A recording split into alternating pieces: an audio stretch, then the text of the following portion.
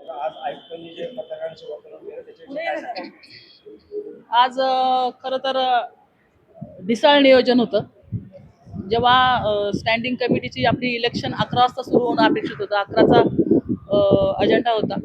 पण सदस्य यायला उशीर झाल्यामुळं इलेक्शन सुरू झालं 11:20 आणि प्रोटोकॉलनुसार ज्या काही गोष्टी आहेत, माघारीचा वेळ वगैरे ते करताना उशीर झाला आणि लगेचच बजेटची मीटिंग घेतली असल्यामुळे पहिली मीटिंग संपली नाही. त्यामुळे पुढच्या मीटिंगला उशीर झाला आणि नगर सदस्य पण सगळे नवीन असल्यामुळं सुरक्षा रक्षकांना पण नगरसेवक कोण आहे, कार्यकर्ते कोण आहे हे कळलं नाही आणि त्यामुळे सगळे लोक आतमध्ये आले आणि आतमध्ये आल्यानंतर आसन व्यवस्था पुरेशी नसल्यामुळे सगळा गोंधळ उडाला आणि मग आयुक्तांनी अचानकपणे सांगितल्यानंतर की पत्रकारांनी मागे बसा, आधी बजेट सुरू करायचंय.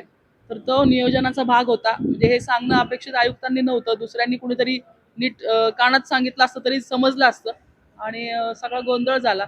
खऱ्या अर्थानं पत्रकार हे लोकशाहीचा चौथा स्तंभ आहेत आणि पत्रकारांकडून ज्या बातम्या जातात बाहेर शहरामध्ये त्याच खऱ्या मानल्या जातात आणि नागरिक त्याच्यावरती विश्वास ठेवतात.